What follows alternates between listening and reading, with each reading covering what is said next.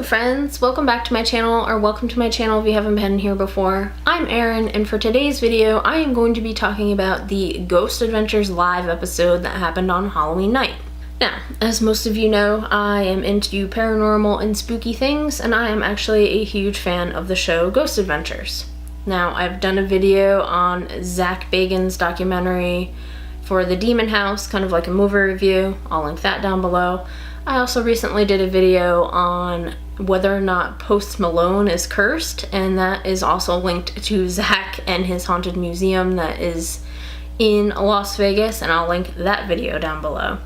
Now, when I heard that Ghost Adventures was doing a live show for Halloween, I was actually really excited, and at the same time, I was kind of skeptical.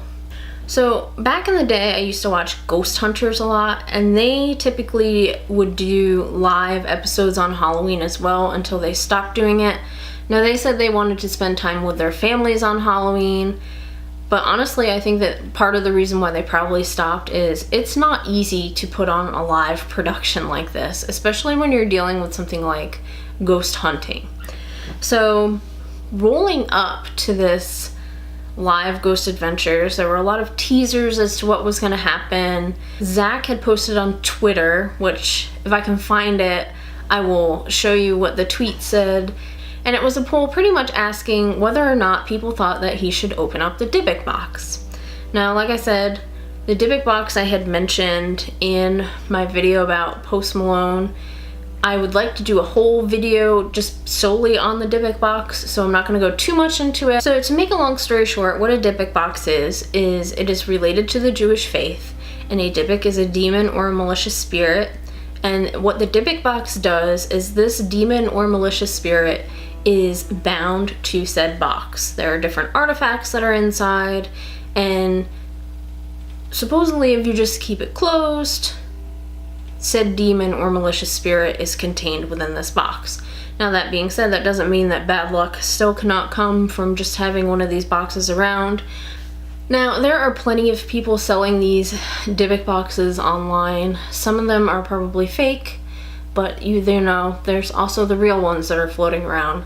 So I wouldn't recommend purchasing one. Not unless you want a demon or malicious spirit hanging around in your house. You never know if you're going to get a fake or the real deal, so I would hate for somebody to get the real deal, open it up, and have pretty much all hell break loose in your life. Not a fun thing. Anyway, back to the task at hand.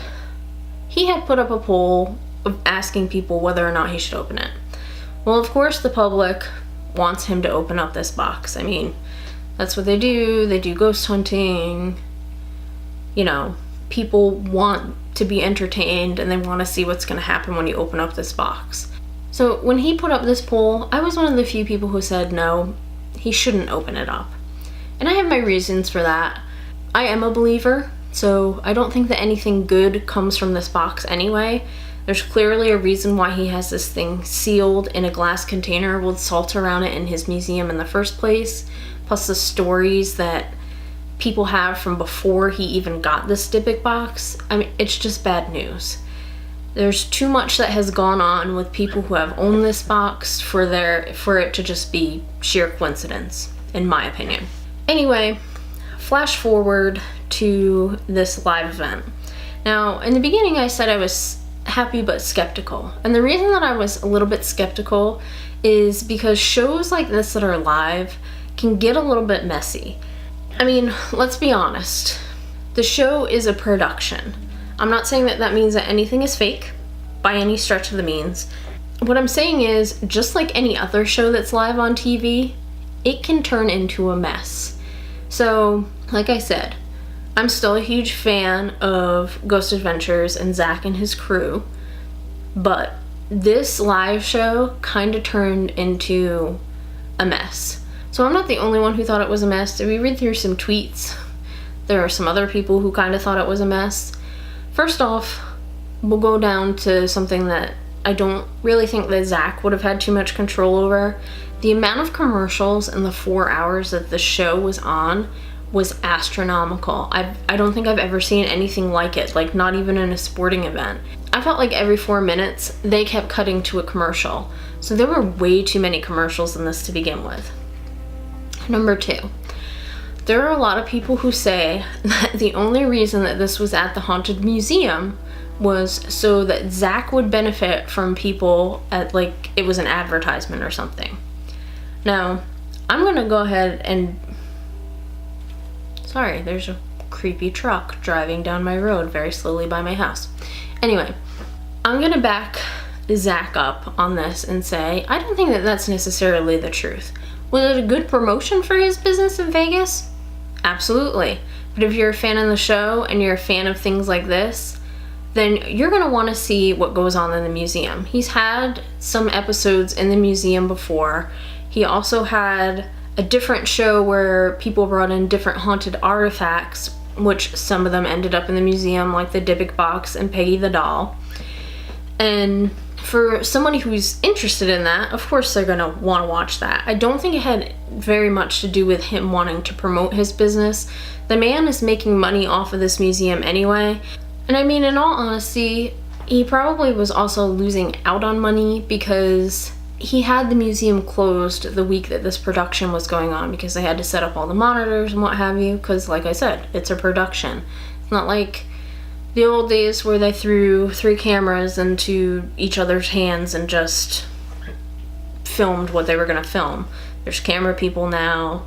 They set up monitors and everything else. I mean, it's a pretty big production, so it takes a lot of work. So the whole spiel about him just using this as an advertisement for his museum, I kind of think that's bunk.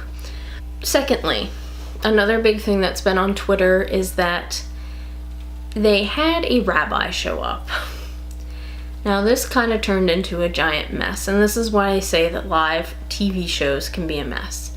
In any event, it was Zach and the crew's understanding that a rabbi had showed up that heard about what was going on, and this rabbi was coming to help them so that if they opened the box and unleashed whatever was in the box, that he would be able to seal it back into said box.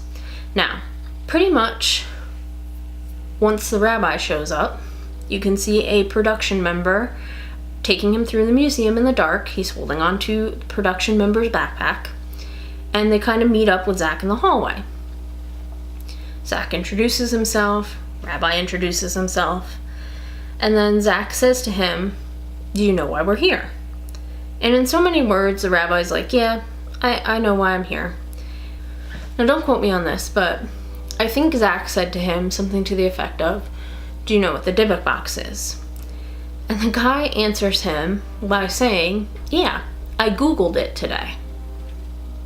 Now when I heard this, I was kind of like, this is not going anywhere good at this point, because did they not ask the guy outside what he knew, whether or not he knew what he was doing? You can tell that kind of rubbed Zach the wrong way as soon as he said, "Yeah, I Googled it today." Clearly the man is not like versed in Dybbuk boxes.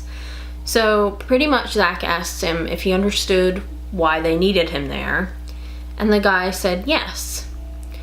And Zach, in so many words, asked him, if he believed in Dybbuks. And this is where it got a little tricky. If I can find the clip, I will insert it here. Okay, how you doing? Hey, good. Okay. Hi, Rabbi? Yes. Hi, I'm Zach Bagans. Zach, Hi, nice to meet you. nice to meet you. I have no idea. It was weird. Once we're in there, we're getting ready to open it, we started having equipment problems.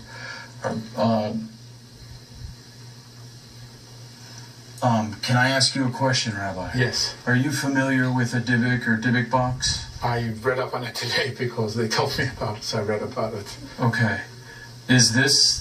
Are there demonic possessions in Not that much that I believe that it really could have, that they could take control of you, that I would be concerned about it. All right. So That may not be good with your script, but that's my personal belief. Mm-hmm. The rabbi goes on to say something to the effect of that he has no fear of the Dybbuk, and then he looks at Zach and he pretty much says, "I know that doesn't fit your script." People lost their minds on Twitter over this comment about the script. Now, me personally, I got what the guy was saying. I don't think he meant a literal script in any sense of the word, because folks, if there was a script to this show, well, then they didn't know it and it was a hot mess. What the guy meant was that he had no fear of the Dybbuk. He didn't necessarily think that anything bad was going to happen, and he knew that that didn't fit into what the show was about, meaning that he had no fear of this, and he didn't think that necessarily anything bad would happen if he opened the box up. Not a literal script. Like I said, if there was a literal script to this show, then fire everybody and get them to do it again, because, yeah, like I said, it was kind of a hot mess. And yesterday, I think it was, Zach actually posted an interview that he had with this rabbi afterwards, where he explained exactly what I said, that he didn't mean that there was a literal script. He just meant that he knew that what he felt didn't go along with Zach's beliefs or what was going to be going on with the show. He kind of knew, I think, that he probably shouldn't have been there. And it was also quite apparent that he had no idea he was on TV, because why the hell would he have said that? I mean, the guy's a real rabbi. I don't think he's going around trying to troll Ghost Adventures and being like, hey, yeah, I know exactly what you're talking about, so let me in, and then getting in there and being like, you're fake, it's all script. I don't think that that was what happened at all. I think that there was really confusion there, and I think that it really pissed Zach off, which was quite apparent later in the show. The other thing that I found very messy about the show, not just the advertisements, was that you could hear the production toward the end, and a lot of people were saying, they were saying to ramp it up, ramp it up. I don't think they were saying to ramp it up. I think they were saying to wrap it up, because it was close to the end of said show, so they were trying to get them to kind of conclude what they were doing and bring it all to a head. So I don't think they were saying to ramp it up. I think it was wrap it up. But being able to hear what the production was saying and saying that they're going to commercial every 5 seconds, that got a little old. So I will say that that was a crappy part. Here are what I think was the good parts. Was there evidence there? I most certainly think there was. I think that when they were in the room with the Dybbuk box and the spirits were coming through the spirit box that they had, that there were there was definitely some real answers going on there. I mean, everybody's in a panic about whether they should open this box up or not, and some of the spirits are saying, don't open. Then there's other ones coming sarcastically through saying, open it. Like, what's the worst that's gonna happen? So I thought that that was interesting. I thought that the spirit box section in the section of the museum where the stairs from the demon house was pretty creepy. I enjoyed that.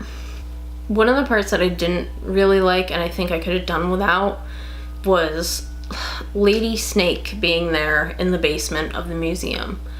Now, I get that Zach has a relationship with this person that's from the UK who is a witch from when they went to the Ram's Head Inn, I believe, and I think she's been on the show a couple other times, and she's a witch.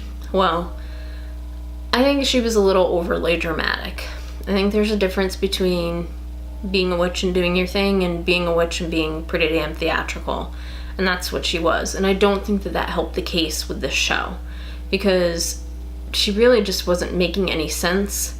I get that she can do what she does. She said she was conjuring up some bad crap pretty much, but I think that we could have done without her and being in the basement.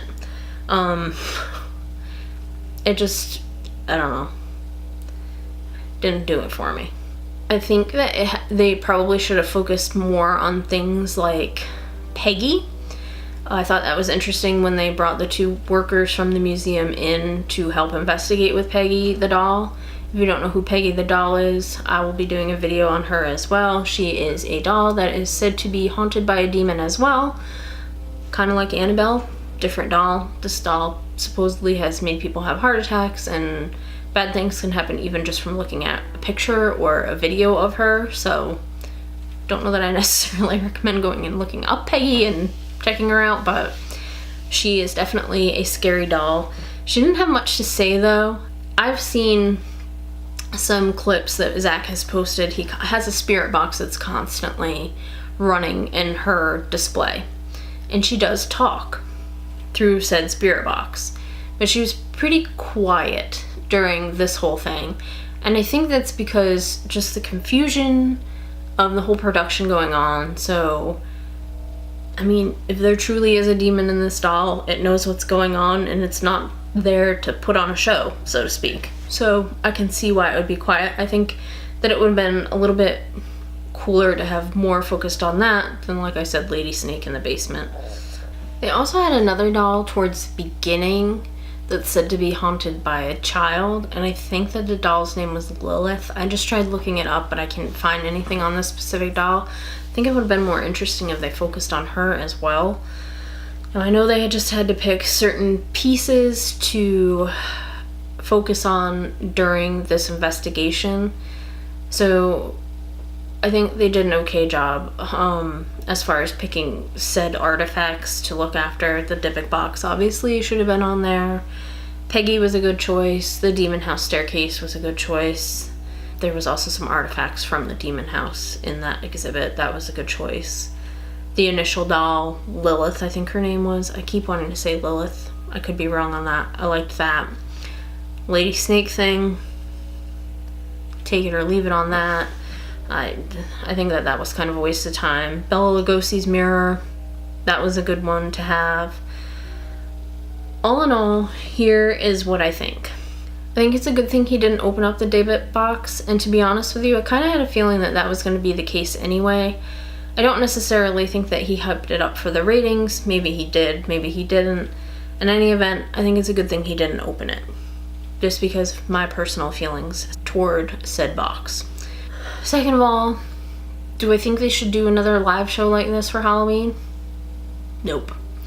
What I would like to see more than that is if they were gonna, like, let's say they do the museum again next year for Halloween, I would more like them to have like a 3 or 4 hour special that is done beforehand, and you know, they can do their own thing and it's edited and it doesn't seem like so much craziness. And of course, if we're gonna have a 3 or 4 hour special, let's not have commercials every 4 minutes, because that was really freaking annoying. So there you have it. That's my opinion of the whole Ghost Adventures live thing. Did I think it was pretty good? Sure did. Did I think there were things that could be better? Sure do. But anyway, guys, that's it for this video. If you liked it, go ahead and give me a thumbs up. Make sure you subscribe to my channel so you'll be able to see when I post the videos about the different artifacts from Zach's museum, such as Peggy the doll and the Dybbuk box, and to see other videos like this one. Alright guys, I will catch you next time. Bye!